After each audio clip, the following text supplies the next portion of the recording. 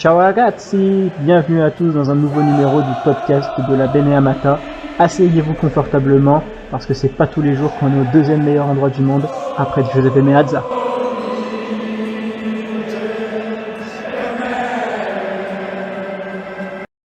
Mesdames et messieurs, bonjour à toutes et à tous. Très content de vous retrouver pour un nouvel épisode du podcast de la Beneamata. Très content de vous retrouver une nouvelle fois, Gualtiero, à la présentation. La première vous avait bien plu, donc on s'est dit qu'on allait réitérer tout simplement pour un nouvel épisode du bilan. Déjà un mois de plus de passé. On se retrouve cette fois-ci pour traiter du mois de mars, qui n'est officiellement pas terminé, mais en pleine trêve internationale. Voilà, l'Inter ne jouera pas avant le 1er avril, donc ça nous permet de revenir sur les dernières semaines qui ont été, on va dire, un peu plus contrastés du côté de la Casa Nerazzurra. Et avec moi, pour en parler, comme d'habitude, deux membres de la team, à commencer par un homme qui était déjà là lors du mois dernier, déjà à mes côtés, c'est Maxime. Comment tu vas, Maxime? Salut à tous, j'espère que tout le monde va bien.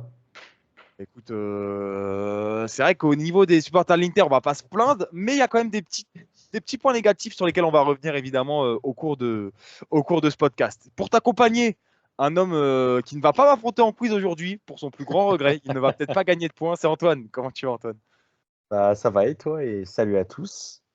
Eh ben écoute, comme j'ai dit à Maxime, ça va quand même évidemment la santé, etc. Mais au niveau Inter, évidemment qu'on a des petits points à dire, puisque l'Inter nous a montré pourquoi pas quelques failles, sans en dire plus pour le moment, on va avoir le temps d'y revenir. Avant de commencer, les auditeurs, les auditrices, n'hésitez pas évidemment, hein, comme d'habitude, si vous aimez le podcast et que vous voulez le soutenir, que ce soit sur YouTube ou les différentes plateformes, les étoiles, les pouces bleus, les abonnements, n'hésitez pas aussi à réagir en commentaire, les amis, que ce soit sur Twitter, que ce soit sur YouTube.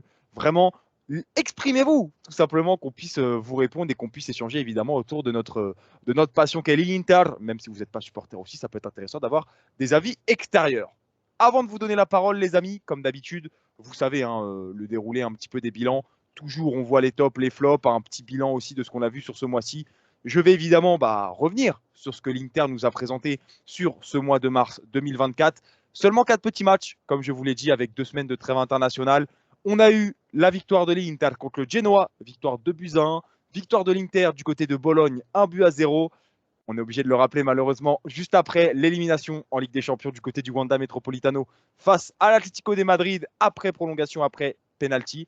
Et enfin, pour terminer avant la trêve, match nul juste après la Ligue des Champions face au Napoli sur le score de 1 but partout. Donc seulement 4 petits matchs, une Inter qui a vu des défaites, des matchs nuls, mais aussi quelques victoires.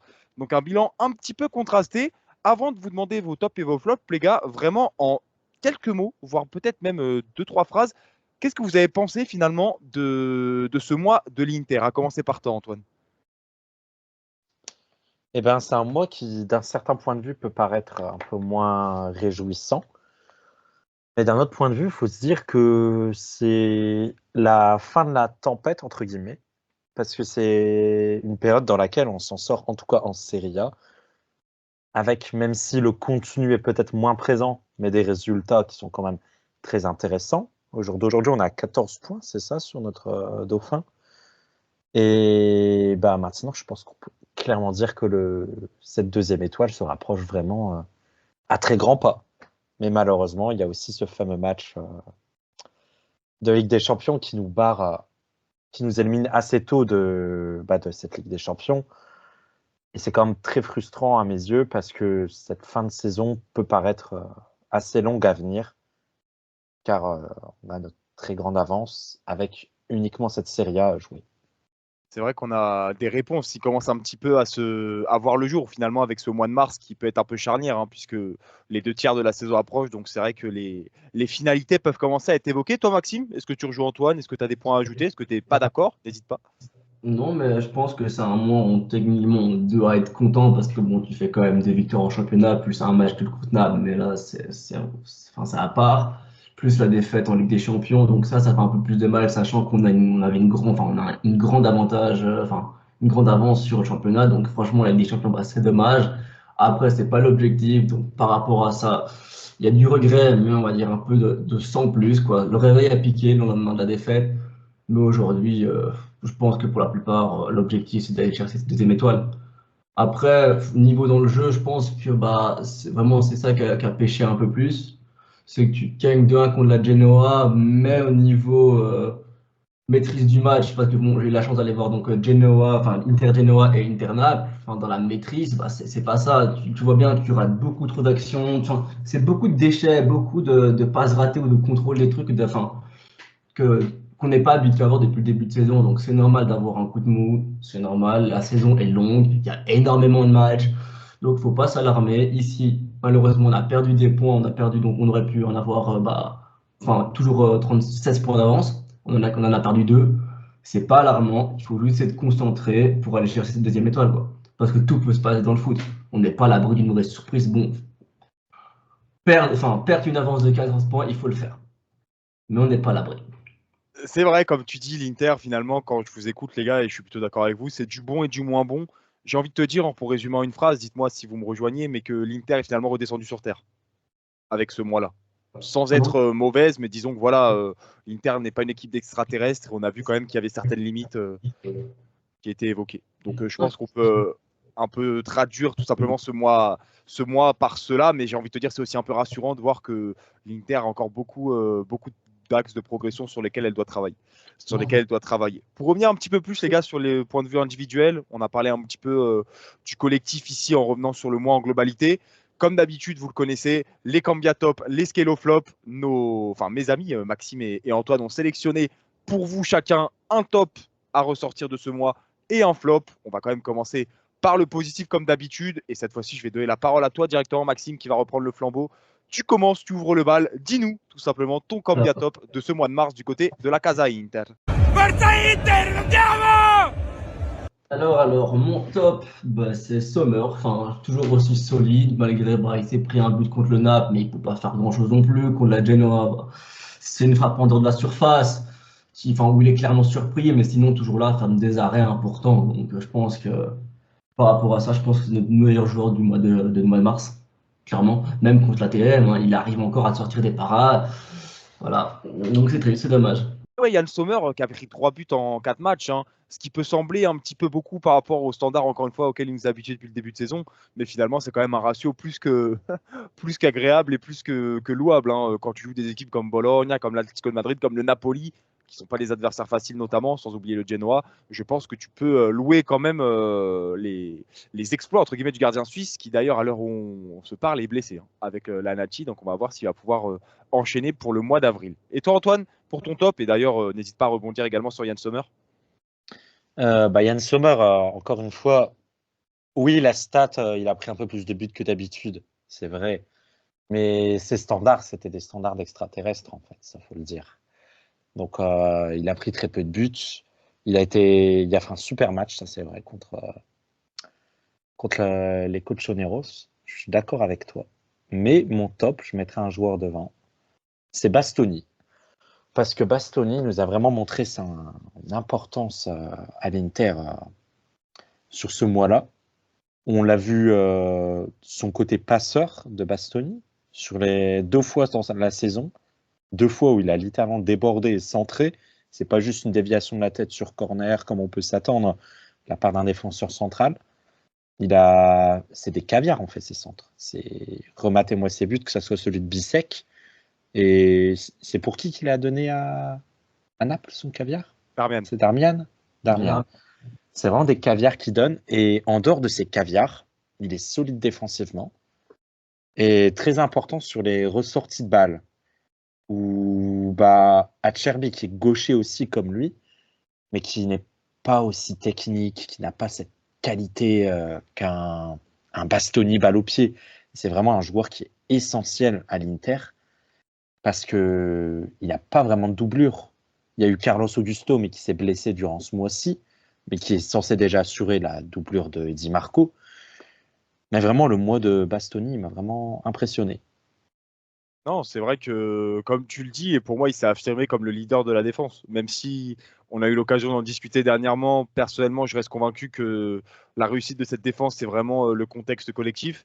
C'est vrai que Bastoni, petit à petit, on parle d'un jeune joueur à la base et qu'il est en train finalement de se révéler comme un taulier, hein, comme on pouvait lui présager il y a déjà quelques années. Maxime, sur Bastoni?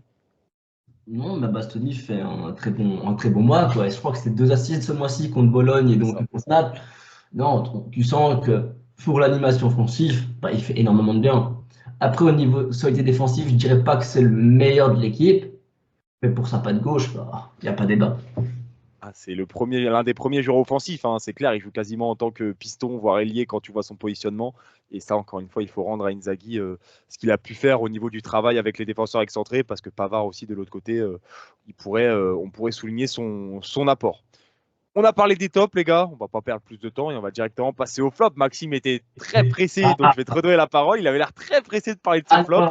Et d'ailleurs, je tiens à l'annoncer tout de suite pour pas qu'il y ait de surprise. Vous avez tous les deux le même flop. Donc c'est pour ça que je vais vous laisser la parole à tous les deux, faire un peu votre petit échange et me dire tout simplement ce que vous avez à reprocher sur. Maxime, à toi de l'annoncer.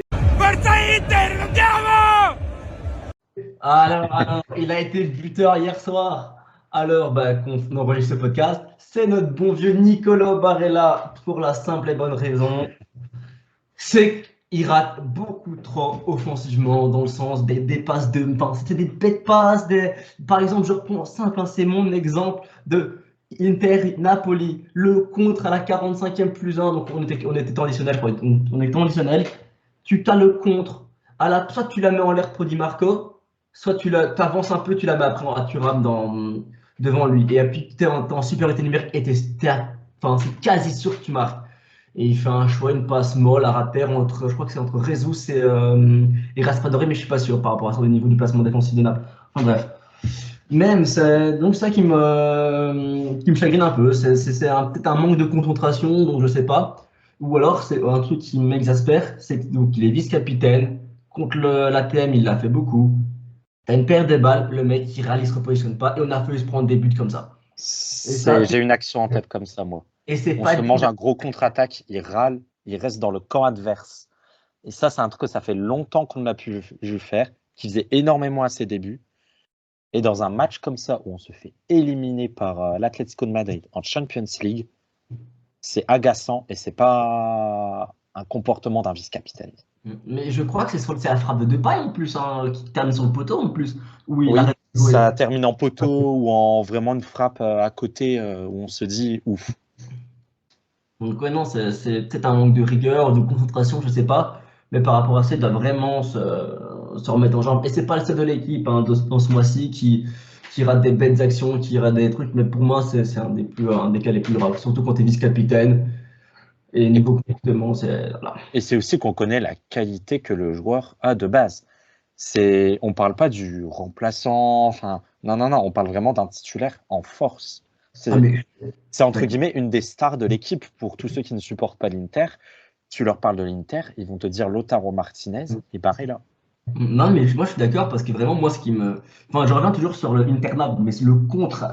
Tu tues le match à la mi-temps si tu mets ce deuxième. Et ça, c'est un Barella en confiance. Il ne rate jamais sa passe, ou alors il réfléchit mieux et il la met à Thuram. Oui, il a fait tout ça, même juste avancé. Je ne comprends pas pourquoi il s'est précipité. Il était seul. Ici, de toute façon, ici dans comment on appelle ça? Au stade, de toute façon, quand ça sortira, Inter-Napoli, il y aura la vidéo sûrement de l'action de Barella où il rate complètement sa passe vers Di Marco. C'est hallucinant quand tu vois l'espace qu'il y a en fait. Ah, moi, j'aime revenir à un truc carrément où je vais être peut-être un peu cash sur Barella. C'est que sur tout l'ensemble de la saison, et on en a parlé récemment, je trouve qu'il est avec le piston droit, que je trouve encore plus décevant, mais c'est le titulaire le plus décevant de l'Inter. Des trois milieux, je trouve que c'est le plus décevant. Attention, décevant, ça ne veut pas dire que je dis qu'il est nul. Hein. Mais vraiment, c'est le plus décevant pour moi. Je m'attends vraiment à beaucoup plus de sa part, parce qu'il en a les qualités, surtout. Mais surtout que c'est le vice-capitaine. Enfin, à un moment, il faut prendre plus de responsabilités. Parce qu'à ce rythme-là, je préfère voir un Bastoni en lice qui. Enfin, c'est pas se mouiller le maillot, parce que Barella, c'est des mecs qui mouillent le maillot, mais qui est, on va dire, c'est de rigueur en fait. Ok, j'ai les brassards, donc maintenant, c'est une double. Enfin, c'est se concentrer encore plus, quoi. Par exemple, je crois que c'est Lautaro qui le donne contre Naples, en plus à Bastoni le brassard, si je dis pas de bêtises. Bastoni, enfin, son match, il a eu le brassard, il n'a pas paniqué, il a fait son match. Bon, après, ici, on va pas en revenir, mais le but de Juan Jesus, la balle n'est pas sortie, Bastoni la sauve. Enfin bref. Mais ça montre encore une fois que être capitaine, enfin, même vice-capitaine, il ne faut pas le prendre à la légère. C'est un rôle très important. Et si tu n'es pas dedans à un moment, ben, tu peux faire couler ton équipe.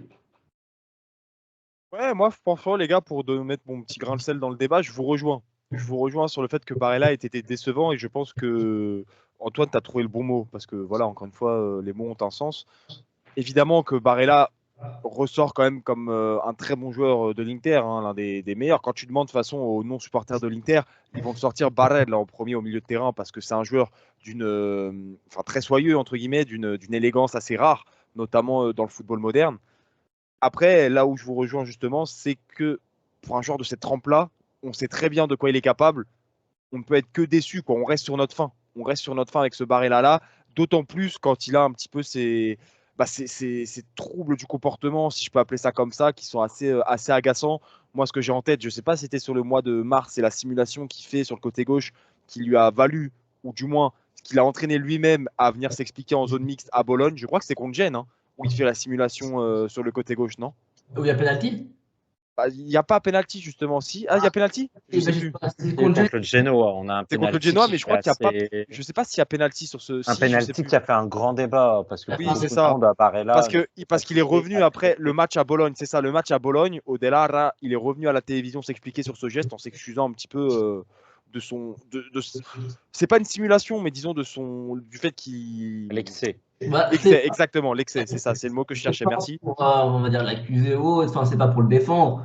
Mais quand tu es joueur professionnel, c'est logique, t'en rajoutes quand tu as un contact dans la surface. Enfin, t'as Ouais, des. mais là, il en rajoute beaucoup. Et Ouais, au point que lui-même vienne s'exprimer, tu vois, il y en a eu déjà pas mal des non, situations où c'est il dans est. la, c'est dans la- c'est l'ADN de la Serie A et même du foot, enfin, du monde professionnel. Tu auras toujours des excès d'engagement pour une simulation. Enfin, Oui, bien sûr, bien sûr. C'est pas ce que je suis en train de dire, mais tu vois, comme tu parlais de l'attitude d'un vice-capitaine, je pense que c'est important sur ce genre de situation, justement, de montrer l'exemple. ah, ok, ok. De montrer l'exemple. C'est là, en fait, où je voulais en venir. Parce qu'on parle du vice-capitaine, évidemment, j'aurais pas le même débat pour un Fratesi, par exemple, qui lui est évidemment une pièce moins incontournable dans le circuit. On a fait le tour sur Barella. Vous avez eu le même, donc histoire d'en avoir un deuxième, c'était pas forcément prévu. Je vais me permettre de vous donner le mien, les gars, et les auditeurs auditrices. N'hésitez pas à me dire, parce que celui-ci, je pense qu'il va faire un peu plus débat. Encore une fois, dans la lignée de Barella, qui est un super joueur et duquel on doit attendre mieux, moi, il y en a un qui m'a déçu, encore une fois, ce mois-ci, même si, encore une fois, c'est à remettre dans le contexte de la saison. Hein, il fait une superbe saison, ça enlève rien à ce qu'il a fait avant. C'est Benjamin Pavard. Alors, tout de suite, il y en a peut-être qui vont m'attraper ma veste. Oui, mais tu dis ça parce qu'il fait sa bourde contre Atlético de Madrid. Mais si vous regardez au-delà de ça, même sur l'ensemble des matchs, comme on l'a dit tout à l'heure, l'Inter a été un peu moins, on va dire, maître de son destin. Et c'est aussi impacté par les défenseurs centraux que j'ai trouvé un peu moins en général à leur avantage défensivement parlant. Et Benjamin Pavard, que ça soit contre l'Atlético de Madrid notamment, et personnellement même contre le Napoli, où il sort assez vite parce que carton jaune, mais carton jaune parce que il se fait avoir sur le côté gauche par Kvaratskhelia. Le Napoli, il n'est pas du tout dans son match. Hein. Enfin, Ouais, je l'ai trouvé, en fait, au-delà d'être mauvais, Benjamin Pavard, je l'ai trouvé vraiment ailleurs. C'est vraiment le terme. Au-delà même du contenu footballistique, j'ai l'impression qu'au niveau de l'implication, il n'était peut-être pas complètement engagé. Alors, j'espère qu'il n'y a rien de. Si c'est le cas, j'espère qu'il n'y a pas de problème de son côté personnel. Mais voilà, du coup, je voulais souligner le fait que Benjamin Pavard nous a encore une fois habitués au caviar depuis le début de saison. Et que là, je sens clairement qu'il y a une baisse de régime. Et ce qui est d'ailleurs renforcé par le match qu'a fait l'équipe de France il y a peu, à l'heure où on enregistre face à l'Allemagne, où à l'image de l'équipe, il est passé complètement à côté. Donc, je ne sais pas ce que vous en pensez. Moi, j'avais quand même envie de souligner la baisse de régime de Benjamin Pavard sur ce mois de mars. J'irais pas carrément le mettre en flop. Il a fait un mois moins d'un niveau moins haut que ce qui nous a habitués. Ça, c'est sûr. Mais en flop, c'est quand même très sévère parce que je trouve qu'on met beaucoup en avant justement cette bourde contre l'Atlético de Madrid. Mais on en parle très peu que 2 minutes après, il sort un but, quoi. Il fait un tacle, une intervention défensive qui coûte un but, très clairement. Et après, il y a ce match contre Bologne où il n'a pas joué, si je ne dis pas de bêtises, où il a été mis au repos pour Sur le banc, ouais. Bissek. C'est Bissek qui marque d'ailleurs. Et oui, voilà, en plus, il marque, c'est vrai. Et le match contre Naples, où certes, il était un peu moins. Il se prend un jaune bêtement, et c'est à cause de ça qu'il sort. Bon, on connaît un peu le coaching d'Inzaghi sur ce point-là. Mais en dehors de ça, je trouve que c'est assez sévère. Il est moins bon que ce qui nous a habitués, mais je trouve comme la décision peut-être un peu sévère pour ma part. Après, si on veut vraiment aussi pas mettre un point au niveau de l'Inter, hein, les attaquants, ce mois-ci, c'est pas bon. À part Sanchez qui marque contre la Genoa sur penalty, sinon on a 0 but d'attaquant. Hein. On a donc, c'est quoi? C'est donc cette attaque, c'est contre Bologne, donc c'est Bichek. Genoa, donc c'est Aslani qui marque et Sanchez bon sur penalty. Ensuite, Atletico, c'est Di Marco. Et contre Napoli, c'est Darmian. Ce mois-ci, honnêtement, nos attaquants étaient nulle part. Et on a bien vu des bêtes ratées. Hein. Je peux citer Thuram contre l'Atletico, Lautaro contre le Naples, sur la triple parade de Meret, je pense. Même je crois que Thuram aussi frappe, mais enfin, je sais plus honnêtement. Mais il y a plein de. C'est intéressant ce que tu nous dis là, parce que j'avais pas fait C'est vrai. le rapprochement que dans le jeu, aucun attaquant a marqué dans le mois. Non, ce mois-ci, enfin, ça s'est bien vu. En fait, on est passé de 2 mois, entre guillemets, enfin, le mois de janvier, on a marqué 1, 2 sans plus, ou 3, je crois qu'on a la déjà, si je dis pas de bêtises. Je sais plus. Enfin, même, on est passé d'un mois, on a mis 16 buts, 16 buts en 4 matchs. Ici, il y a une baisse de régime, bah, ça arrive, on sait très bien, les joueurs, encore une fois, ils accumulent énormément de matchs. Voilà, mais c'est des moments ainsi, des moments cruciaux comme ça, où tu en as besoin. Par exemple, qu'on l'a dit qu'à Madrid. Oui, encore une fois, l'idée n'est pas vraiment, et on le répète pour les auditeurs auditrices, hein, évidemment, l'idée n'est pas d'enfoncer ou de critiquer pour rien les joueurs. On constate juste ce qu'on a vu. Alors voilà, on est d'accord, pas d'accord. Moi, par exemple, Pavard, à l'image de Barella, pour un joueur de son expérience, l'erreur en Ligue des Champions coûte triple, même si sauf après, pour moi, ça, tu vois, ça enlève pas l'erreur qui de base remet l'Atlético de Madrid dans le match. C'est pour ça, moi, entre guillemets, j'essaye de faire proportionnellement par rapport aux attentes. Évidemment que je ne jugerai pas un Bissek pareil qu'un Pavard. Donc pour un joueur qui est arrivé pour 30 millions et qui doit être un cadre de l'équipe, bah, je l'ai trouvé vraiment plus en deçà sur les 3 matchs qu'il a joué, puisque c'est vrai qu'il n'a pas joué contre Bologne. Hein, et le gars derrière lui qui est Bissek montre toujours quelque chose d'intéressant. Mais le point sur l'attaque est aussi intéressant. Mais moi, il y a un autre joueur qui me déçoit un peu ces derniers temps. On a parlé de l'attaque justement, c'est Thuram. Je ne remets pas en question sa saison. Mais je commence peut-être à me poser une question, c'est est-ce qu'il n'a pas été si bon parce que l'équipe était en surnagé? Est-ce qu'il peut porter vraiment l'équipe lui-même, être bon quand le reste de l'équipe est mauvaise? C'est la question que je me pose. Et surtout dans un vrai gros match, est-ce qu'il peut vraiment c'est pas son rôle pour l'équipe.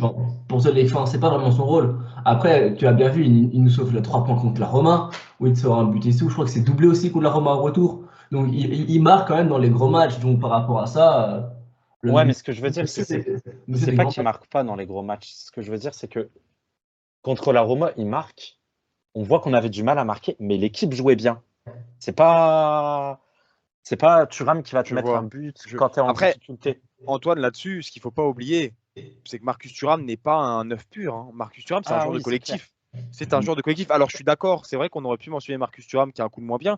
Mais encore une fois, je prends en image le match de sélection parce que ça a été assez criant comme pour Pavard.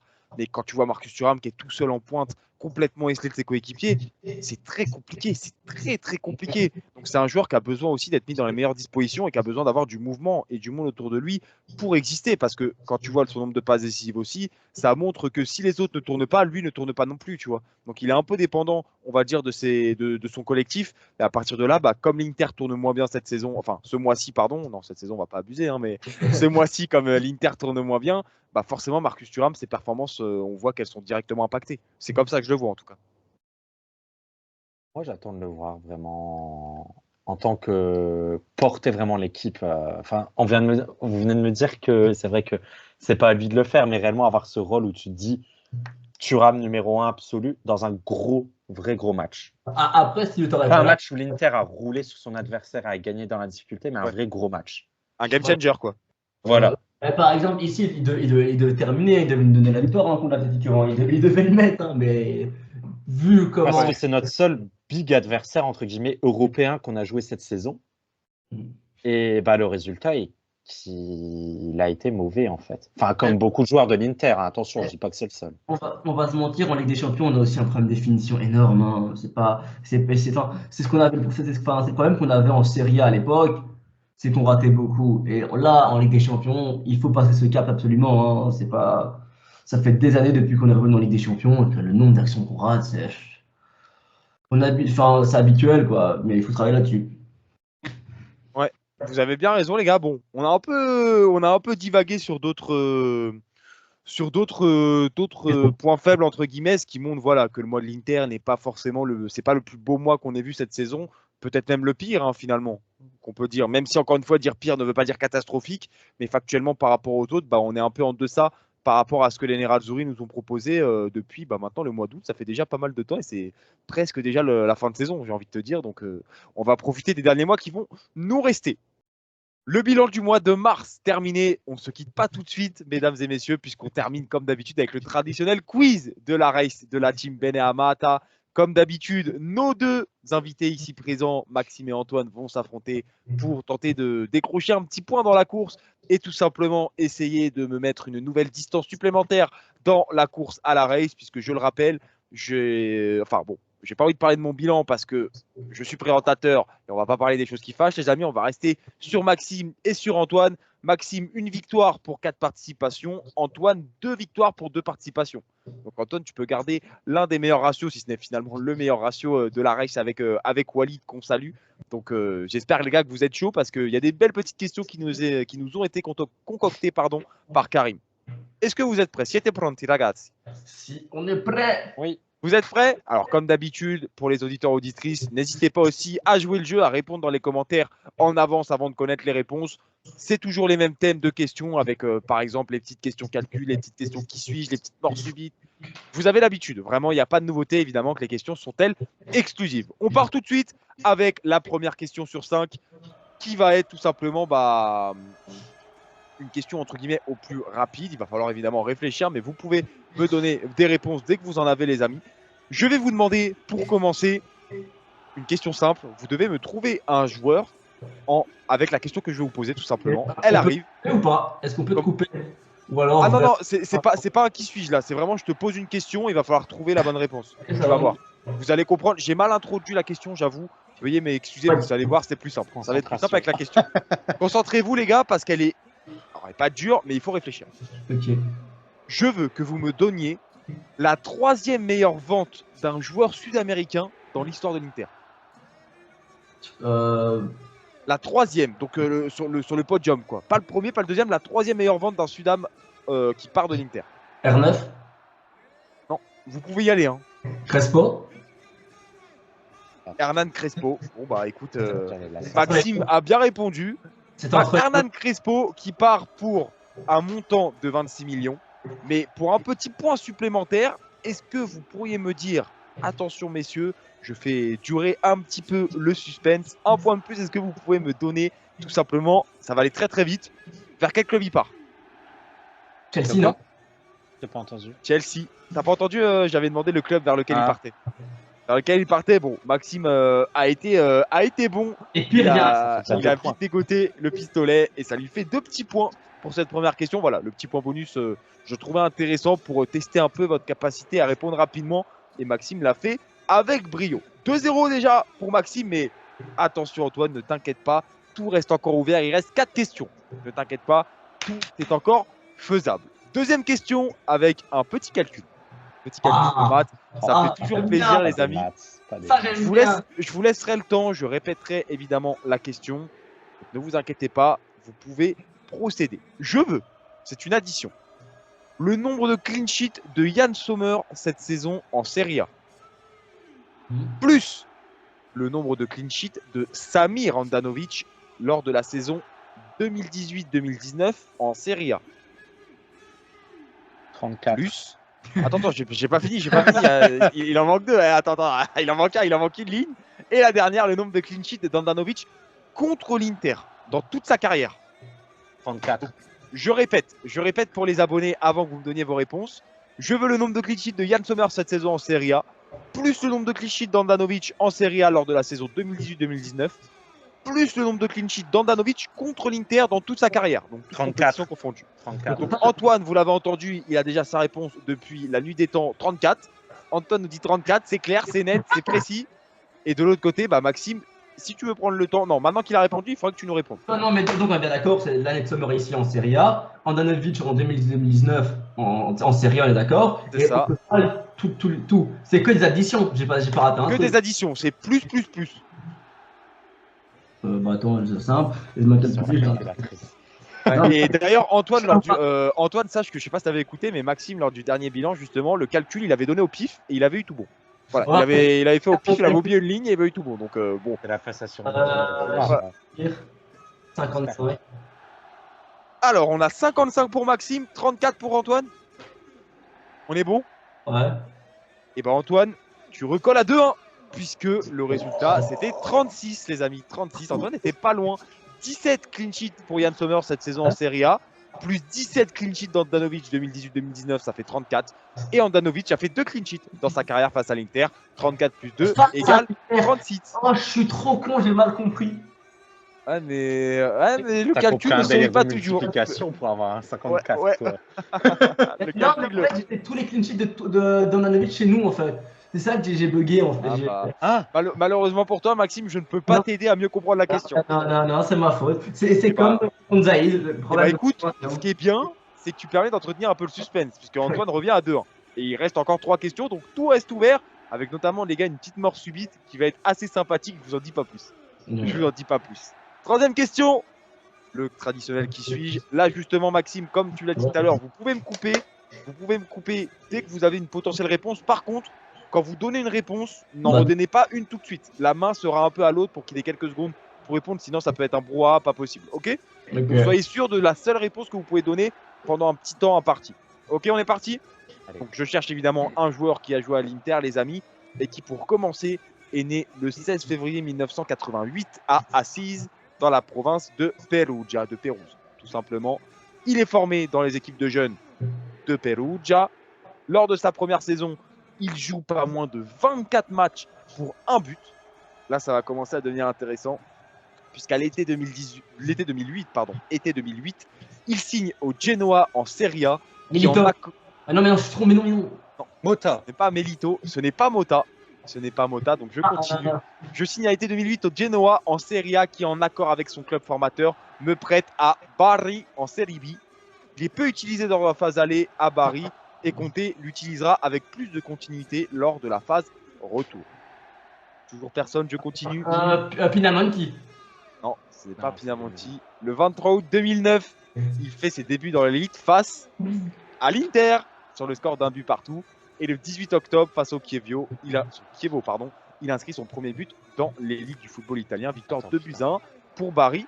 Et ensuite, là, ça va aller très très vite, je pense. Je signe pour 5 saisons à l'Inter, qui me prête immédiatement au Genoa pour une saison où je suis attendu comme un titulaire. Vous l'avez toujours pas là? Ça Antoine de parler. Non, après, tu peux. Si y a quelques... Tu peux essayer. Alors là, ça va aller très très vite. Ça va aller très très vite. On est sur les 2 derniers points, les gars. Franchement, là, soyez bons. Lors du match contre le Bayern, il sauve son équipe en dégageant le ballon sur la ligne avant de gagner le match 3-2. Ranocchia. Ouais. Andrea Ranocchia. Le point pour Antoine. Ah, pas évident en vrai. Pas évident. Dernier point où il animait le podcast Hotstall actuellement.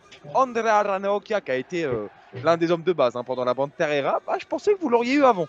Je pense que déjà Bari et le premier but face à l'Inter, qui est une des anecdotes qui ressort à chaque fois. Enfin, son premier match dans l'élite face à l'Inter, pardon. C'est l'une des anecdotes qui ressort à chaque fois, donc je pensais que ça allait vous mettre sur la piste.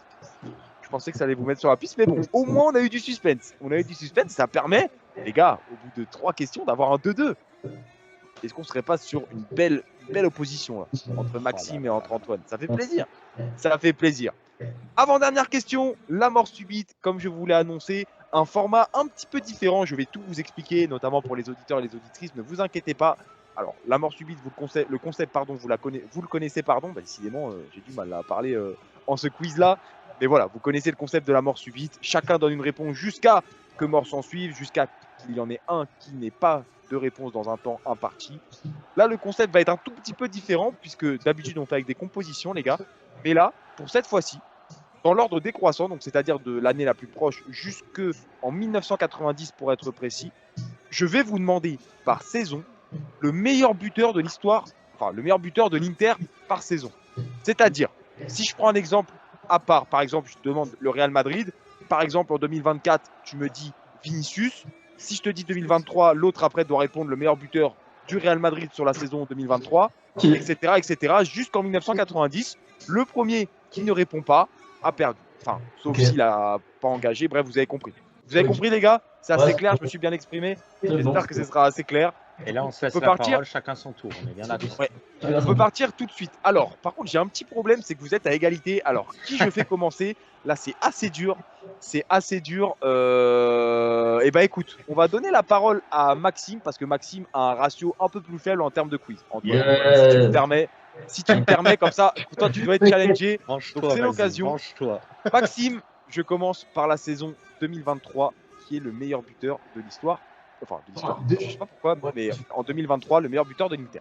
22-23, on est bien d'accord, tu parles de 22-23. Et pas. Je crois que c'est ça. Enfin, je crois que c'est ça. Pour tout vous dire, voilà, Karim a préparé. Il m'a expliqué. Pour moi, c'est ça. En tout cas, pour moi, Ok, c'est ça. donc en 22-23, notre meilleur buteur, c'est Lautaro. Lautaro Martinez, c'est bon. Antoine, Bon, ben 21-22, c'est encore Lautaro Martinez. c'est bon. En 20-21, c'est Lukaku. C'est ça. En 19-20, c'est encore Lukaku. Bien, les gars, vous êtes bons, on enchaîne. En 18-19, c'est Icardi. Bello, on continue. 17-18, c'est Icardi. 17-16, c'est Icardi. Attends, 17-16, là, il a dit Ouais. Donc là, c'est 15-16, c'est ça Putain. En fait, c'est Icardi aussi, C'est ça. je crois. Ouais. Et mais là, après, j'ai un trou. Donc, on est en 14-15. 14-15.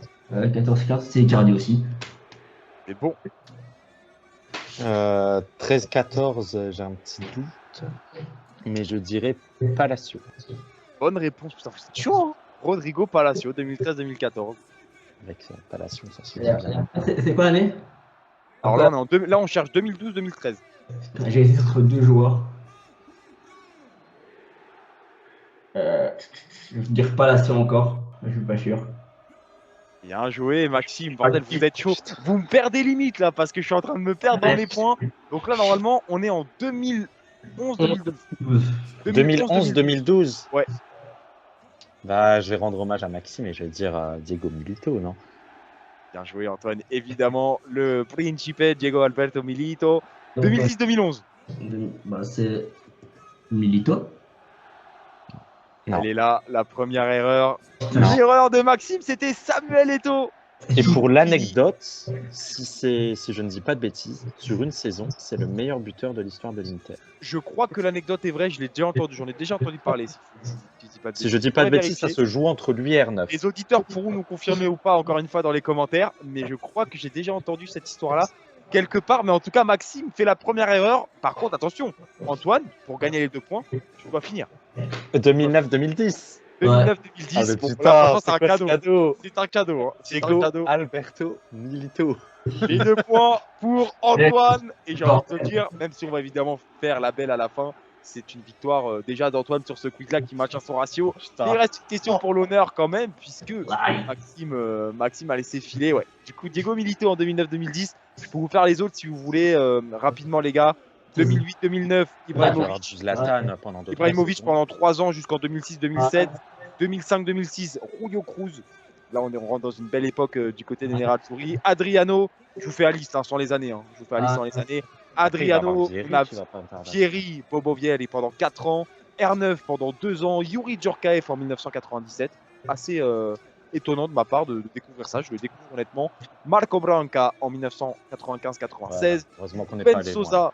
Attends, il a vraiment fait quoi. Attends, vraiment là, il Ben Sosa pendant 3 ans. Jürgen Klinsmann en 1989-90 et en 91-92 et en 90-91 entre les deux. Lothar Matthäus, voilà. Petite pointe un petit peu germanique qui permet de conclure tout simplement cette mort subite. Alors honnêtement, je dois vous avouer que je suis bien content d'avoir animé la question, hein, parce que bordel, s'il était tombé dessus, je pense qu'on aurait bien rigolé. On serait pas allé très loin. Mais en tout cas, félicitations Antoine, les gars, vous avez vraiment bien répondu du tac au tac, vous êtes vraiment chaud. Et ça permet à Antoine de prendre 2 points et de passer à 4-2, la remontada. Hein.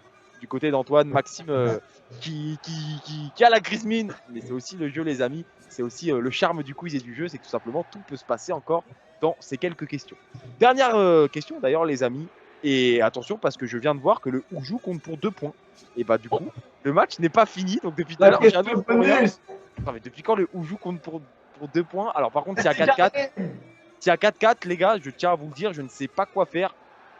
Parce que je crois en fait le point bonus que j'ai mis au départ, j'aurais peut-être pas dû le mettre. Mais bref, on est là pour moi, je vais l'amour appeler du la football. VAR, du coup. si Fais je 5 perds. FM, fais On 5. est là, Appeler la VAR, si je perds. on est là. Bah moi déjà, en fait pour moi le Oujou déjà ne compte pas pour 2 pas. Alors, la dernière question, le Oujou. Pour peut-être la victoire d'Antoine, ou peut-être le match nul. Alors que depuis tout à l'heure, j'annonce une victoire comme si je voulais enterrer Maxime. Bref, les amis, Oujou, je me le mets à l'écran parce que c'est vrai que si je ne vois pas de qui on parle, ça va être compliqué. Ça va être compliqué. Après avoir joué à l'Inter, Bobo Vieri rejoint le Milan. Mhm. Mais ce que je veux, les gars, c'est le club qu'il a rejoint après son départ du Milan en 2006, le 9 janvier 2006. Moi, je sais plus. Voilà. Donc je rappelle, Bobo Vieri fait Inter-Milan.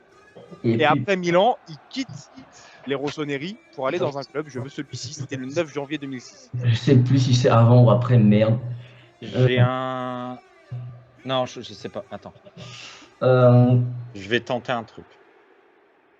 Je sais plus si c'est après là ou après.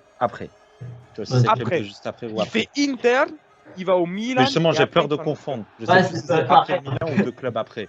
Mais je vais tenter. Monaco. Vous pouvez y aller de toute façon. Vous pouvez y aller. Tu m'as dit Monaco.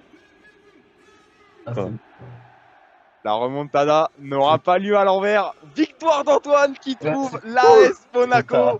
Ah, je 2 l'avais. points supplémentaires pour Antoine qui Il joue après aggrave le Monaco par score contre. à 6-2. Alors, je peux vous faire son parcours rapidement si vous voulez, les amis. Il commence à l'Atalanta, transféré à la Juve. Juve, Atlético de Madrid, Lazio, Lazio Inter, on le sait. Le transfert libre qui fait débat du côté entre l'Inter et le Milan. Milan à Monaco le 9 janvier 2006 pour un transfert libre encore une fois. Et ensuite, la pige de Monaco va pas forcément beaucoup durer, elle va durer 6 mois. Et il va retourner en Italie du côté de la Samp avant de terminer J'avais à peur que ça soit ça. l'Atalanta, la Fiorentina et encore une Ah, fois l'Atalanta. J'allais dire la sample, mais je me serais fait baiser en fait. Ouais. En fait, Ouais. moi j'avais peur que ça soit que les deux soient inversés. Ouais, non, non, Monaco et Samp. Ouais, honnêtement, moi j'aurais mis Monaco, tu vois, peut-être avant la Lazio, tu vois. Quand il retourne du côté de l'Italie après Atlético, j'aurais peut-être mis Monaco. Tu vois, j'aurais pensé comme ça, moi. Mais c'est vrai qu'elle n'était pas évidente la question, vous avez pris le temps de réfléchir. Et en Mais- tout cas, Antoine, tu as eu l'audace. Est-ce que tu l'avais eu, Maxime? Est-ce que tu l'aurais eu? Mais non, j'avais la sample, donc non, je l'avais pas. Ouais, non, tu l'aurais pas eu, donc franchement, Ah, putain, on Antoine, était t'as vraiment, bien on fait. était dans la même idée. Hein. Antoine l'emporte assez largement sur le score de 6-2. Bien joué Antoine, bien joué aussi Maxime, qui a montré du répondant notamment sur les questions mort subites. Et merci à Karim, les gars, qui m'a donné, voilà, je tiens à le dire en Ah, il était direct, on s'en super ce fout. quiz. Hein. À Karim, pardon, merci à Karim qui nous a donné une question bonus en direct, au cas où il y avait besoin. Donc Karim, très réactif, on le Ah, il avait remercie préparé pour une ça. question bonus. Bah, il me l'a envoyé en fait, voilà, pour remettre les auditeurs dans le contexte. On n'avait pas prévu que ça soit match nul, donc on a envoyé entre guillemets dans l'urgence à Karim un message pour une potentielle question bonus, et Karim me l'a envoyé dans les 2 minutes. Donc Karim très ponctuel. Si vous voulez, je peux vous faire la question pour le kiff. Vous voulez qu'on la fasse pour le kiff? Pour le chiffre, ouais. Allez, Pas pour une le kiff, question on à se fait la 5 petite question points. bonus. Question Allez, pour 10 points. Pour 10 points. Allez, question à 100 points. On est parti, Maxime, pour écraser tout simplement Antoine. Le Cholismo va-t-il finalement mourir? C'est la question. Non, allez, plus sérieusement, les gars, petite question bonus, voilà, pour rigoler. Vraiment, je la compte même pas. Tout simple. On a parlé d'Hernan Crespo, pardon, au début du quiz. Combien de matchs a-t-il joué pour l'Inter, toutes compétitions confondues? Au plus proche. Au plus proche. 125. 130. Alors, j'ai 125 pour Maxime et 130 pour Antoine. Ouais. Vous êtes sûr de vous, les gars? Je crois que c'est un peu plus, je crois, non? Enfin, je sais Vous pas. êtes sûr? Et bah heureusement que la question ne vaut pas 100 points parce que Maxime l'aurait emporté. 116 matchs pour Hernan Crespo. Dommage j'aurais dit Maxime plus. qui aurait bien kiffé la petite question bonus, qui aurait pu l'emporter. Et Et on 100 n'oublie pas quand même la victoire d'Antoine à ce quiz du bilan du mois de mars Let's de go. la Beneamata. Mais en tout cas, belle opposition les gars. Belle opposition. Franchement, c'est Honnêtement, sympa le quiz. Hein. ouais, et bah vous pouvez Les remercier questions étaient Karim les gars, intéressantes. que ça soit sur Twitter également pour les auditeurs auditrices parce qu'il fait vraiment du bon boulot par rapport à ça. Bah les amis, c'est sur cette victoire d'Antoine que je pense qu'on va se laisser pour ce podcast. J'espère que vous avez apprécié d'abord nos interventions à moi, Antoine et Maxime, que je remercie encore une fois d'avoir pris leur temps pour parler de la Nostra Inter. Les gars, j'espère que vous avez apprécié tout simplement ce petit podcast. Et moi, d'ici là, tout ce que j'ai envie de vous dire, c'est qu'on se retrouve très bientôt pour un nouveau podcast, que ce soit moi, Fédé ou Karim aux manettes. Je le rappelle, n'hésitez pas, auditeurs, auditrices, à nous laisser les 5 étoiles sur les plateformes de podcast, mais aussi les petits pouces bleus, le petit abonnement sur YouTube, les commentaires, les partages sur les réseaux sociaux. Vraiment, on est présent partout. Instagram, Twitter, YouTube, Google Podcast, Spotify, Deezer, je crois que c'est le seul qui manque, Apple Podcast, enfin bref, n'hésitez pas à aller de toute façon dans le Linktree où vous retrouvez tous nos liens. Et d'ici là, comme d'habitude, on va se quitter sur les meilleures paroles, les gars, comme je dis souvent à chaque fois que je présente. Forza Inter sempre, malgré les hauts, malgré les bas, on reste fidèle à notre équipe préférée qui est la Bene Amata. Merci à tous de nous avoir écoutés et à la prochaine sur la Bene Amata. Ci vediamo, ciao ciao.